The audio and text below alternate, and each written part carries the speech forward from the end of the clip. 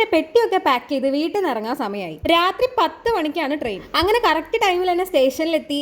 2 മാസം ഇവരെ കൂടെയൊക്കെ അടിച്ചു പൊളിച്ച് നടന്നിട്ട് പോകുമ്പോൾ നല്ല വിഷമം ഉണ്ടായിരുന്നു. കുഞ്ഞുനോട് ടാറ്റൊക്കെ പറഞ്ഞിരിക്കുമ്പോൾ തന്നെ എന്റെ ട്രെയിൻ വന്നു. കുറേ പ്രാവശ്യം ട്രെയിനിൽ കയറിയിട്ടുണ്ടെങ്കിലും ട്രെയിൻ വരുമ്പോൾ ഒരു വെപ്രാളാ.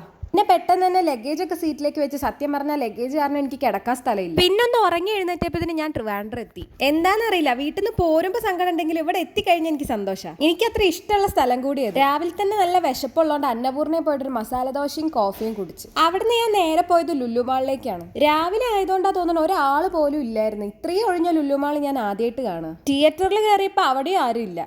ആദ്യം വിചാരിച്ച് ഞാൻ ഒറ്റയ്ക്കിരുന്ന് കാണേണ്ടി വരും, ആരും ഉണ്ടാവില്ല. പിന്നെ ഓരോരുത്തരായി വരാൻ തുടങ്ങി. വേട്ട കാണാനാണ് ഞാൻ പോയത്.